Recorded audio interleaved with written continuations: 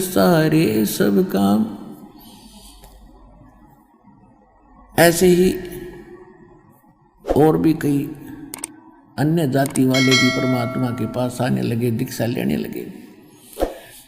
परमात्मा एक एक दिन में हजारों जगह प्रकट हो जाते थे, अन्य जगह जगह पर नाना रूप बना के, और कहीं भी खड़ा होकर के अपनी अमृतवाणी का उच्चारण शुरू कर देते, जैसे ये डुगडुगी बजाने वाले करते हैं। एक तारा लेकर खड़े हो गए कि चौराहे पे, और मालिक की वाणी आत्मा ने छू जाती है।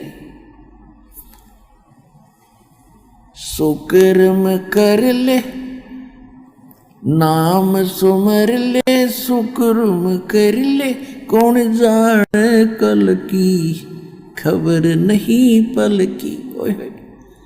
इस तरह की आवाज परमात्मा बतावे, आत्मा खड़ी हो जाती है, स्तब्ध हो जाती है सुन के, और वहां बैठ जाते थे सैकड़ों की संख्या में राहगीर।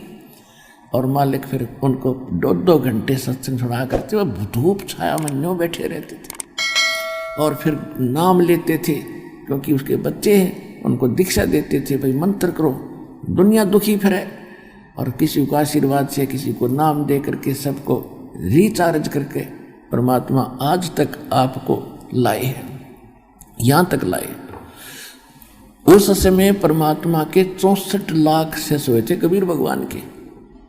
64 लाख। ना तो कोई मीडिया था, ना कोई बुक छापड़ियाँ था, और ना कोई अन्य कोई साधन, सब लाउड स्पीकर थे। ऐसी परमात्मा ने समर्थ इसी को कहते। हिंदुस्तान इंक्लूडिंग पूर्वी बलोचिस्तान, अफगानिस्तान, पश्चिमी पाकिस्तान, पूर्वी पाकिस्तान, इराक, ईरान और गजनी तक, ये सारा भारत था। और उस समय सारे भारत की आबादी मुश्किल से 4 करोड़ होगी, और 4 करोड़ आबादी में 64 लाख से एक धानक के जुलाहे के होना, ये कोई बालकों का खेल नहीं है। और फिर बिना पहचान पाए कि कबीर इज गॉड। सबको सुख दिया दाता ने, जो भी आ गया, क्योंकि तो अपना पिता है। और ये तो शीतल सथल है, यानी एसी रूम है। धूप में जलता हुआ व्यक्ति कोई बढ़ जाओ उस एसी कमरे में, तुरंत शांति होती है। तो परमात्मा काल तो है, वो आग अंगार बरसा रहा हमारे, और ये मालिक हमारे ऊपर शीतलता बरसाते। तो ऐसे लाखों भगत शेष हो गए। एक पंडितानी थी, शारदा नाम था उसका। उसका बेटा बहुत विद्वान था। विद्वान तो खाक था, पर प्रसिद्ध था। जिसे ये विद्वान थे ऋषि जी, चारों वेद घोट लिए, वो विद्वान हो गया। उसने हिंदुस्तान के सभी विद्वान ब्राह्मणों को शास्त्रार्थ में पराजित कर दिया। तो ऐसा विद्वान था वो। और उसकी माता इतनी दुखी थी कि अंतिम सांस गिने थी। उससे पहले उसने अपनी माता के लिए भी खूब जंतर मंत्र कर लिए, सारे वेदों के अनुष्ठान कर दिए, उसको कोई राहत नहीं मिली। उस शारदा ने जहाँ भी किसी ने कोई साधु संत बताया, उसी के पास जाकर उसने अपना दुखड़ा रोया। और जिस भी संत ने जो कुछ भी क्रिया बताई उसने सारी करी, कोई राहत नहीं मिली। तो सभी ये कह देते थे कि शारदा, ये तेरे प्रारब्ध का दुख है, तेरी किस्मत में लिखा ही तो भोगना पड़ेगा। लेकिन आत्मा फिर भी नहीं मानती, क्योंकि उसको मालूम है कि भगवान सब सुख कर सकता है। तो दूसरे संत के पास गई, फिर तीसरे के पास गई। अंत में वह कति कंडेम होगी, राहत मिली नहीं कति। अब परमात्मा कहते, सो छिद्र मैं करूं अपने जन के काज। उस जिस मोहल्ले में, जिस कॉलोनी में वो शारदा रहा करती थी, सर्वानंद की माँ, उससे थोड़ी सी दूरी पर एक परमात्मा कबीर जी की शिष्या थी। और वो किसी कामवश चली गई शारदा के घर। पहले जाकर कुशल मंगल पूछा तो उसने बताया। शारदा ने कहा, बहन कुशल क्या बताऊं, मैं तो अंतिम सांस गिन रही हूं, बहुत दुखी हूं, मैंने सब जगह क्रियाएं कर चुकी हूं, तो उसने पूछा कि कोई साधु संत की शरण में जाना चाहिए आपको, जब आपसे कोई लाभ नहीं मिल रहा कहीं से। तो शारदा ने कहा कि मैंने यहाँ आसपास का कोई साधु संत छोड़ा नहीं,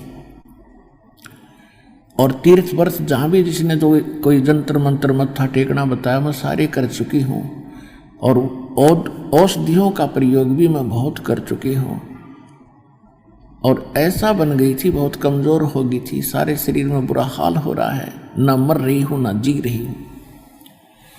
तब उस बहन ने कहा कि बहन एक बात मैं बताऊँ, जब मान ले तो। हाँ बताओ। आप मेरे गुरु जी से दीक्षा ले लो, आप दुखी नहीं रहोगी। तो कहने लगी बहन मैं तो थक चुकी हूँ गुरुओं के चक्कर में, थक ली कति कहीं कुछ नहीं हुआ।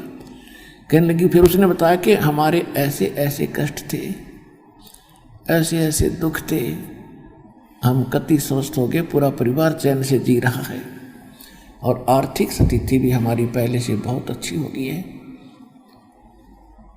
तो कहते मरता क्या नहीं करता, वो सोचता चल हो सकता है कोई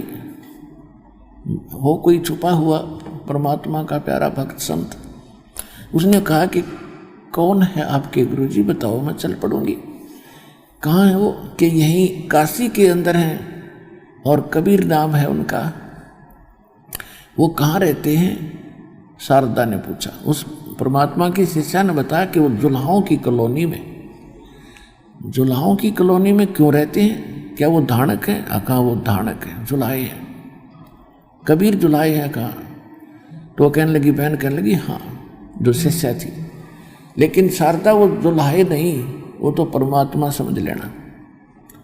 यानी इतने सुख तो भगवान ने दे सके जो वो दे रही है। शारदा बोली नहीं, मेरी तो इज्जत का नाश हो जाएगा, मैं पंडितानी और वो एक शूद्र धाणक, मेरा तो जीना हराम हो जाएगा समाज में, मैं तो मर जाऊं बेशक पर उससे नाम ना लूं। उसके बाद परमात्मा ने एक और ब्राह्मणी भेजी, वो भी परमात्मा से दीक्षित हो चुकी थी, और वो उनकी कोई रिश्ते में भी लगती थी शारदा के। भेजी का मतलब यह है कि कुछ ऐसा कारण बनाया। अब भेजने का तात्पर्य करता तो परमात्मा है, करे करावसाइया मन में लहर उठा और दादू सिरदर जीव के वो आप बगल हो जाए। तो वो ब्राह्मणी जो थी वो भी बहुत दुखी थी, और उसको भी ऐसा ही, क्योंकि परमात्मा तो परमात्मा ही है, चाहे सारा संसार आ जाओ और सिद्धि नित्य सब न सुख देगा। इसके घर में कोई कमी है किसी चीज़ की? हम तो टटपुंजिया भगवान के पीछे लाग रहे, जिनका आप पे ब्यों तो नहीं कुछ भी। हम तो भेड़ की पूछ पकड़ के और दरिया से पार होना चाहते, वो साधन नहीं था दरिया से पार होने का। जहाज में बैठो, नौका में बैठो, परले पार जा छोड़ 1 मिनट में जो नाविक ठीक होता है। तो ऐसे वो भी सुखी हो रही थी। जो भगवान की शरण में आ गया वो तो गुण गाता रह जाता है। तो वो पंडितानी अन्य कोई थी जो उनकी नातन भी थी, कोई किसी रिलेटिव थी, वो किसी कामवश पहुंच गई। कुशल मंगल पूछा, देखा कि आपका तो बहुत बुरा हाल है, बहन क्या हुआ आपको? शारदा से पूछा तो उसने सारा दुखड़ा रोया। उसने फिर वही कहा कि आप हमारे गुरुजी से नाम लो, आप दुखी नहीं रहोगे, मैं सच्ची कह रही हूँ, सत्कर मान लेना मेरी बात को। तो उसको कुछ आशा जागी कि ये तो पंडितानी है, कोई अच्छे महात्मा से नाम ले रखा होगा, कोई उच्च जाति का होगा। तो शारदा ने पूछा कि कौन है आपके गुरुजी? कि मेरे गुरुजी कबीर साहब हैं। अब उसने सुन रखा था कबीर साहब कौन है, कि वो धाणक दुल्हा। अब वो पंडितानी कहने लगी, शारदा अब इस भाषा ने छोड़नी पड़ेगी इतने, वो दुल्हा नहीं, वो परमात्मा उतरे आज के दिन में, इस पृथ्वी में भगवान बैठे। बोलिए अपना काम करे, तूने नाम ले रखा वहाँ से? हाँ मैंने नाम ले रखा कि हमारा आइए भी ना आज के बाद तू तो भ्रष्ट होगी है शूद्र की, हम तो जगत के गुरु हैं ब्राह्मण, तू तेने नाम ले लिया धाणक और शूद्र से। तो उस पंडितानी ने कहा कि मैं तेरा कति नहीं आऊँगी, मैं तो तेरा दुख देखकर आज तुझे सलाह दे रही हूँ कि आज, क्योंकि हमने ज्ञान हो गया है, तेरे को ज्ञान नहीं है शारदा।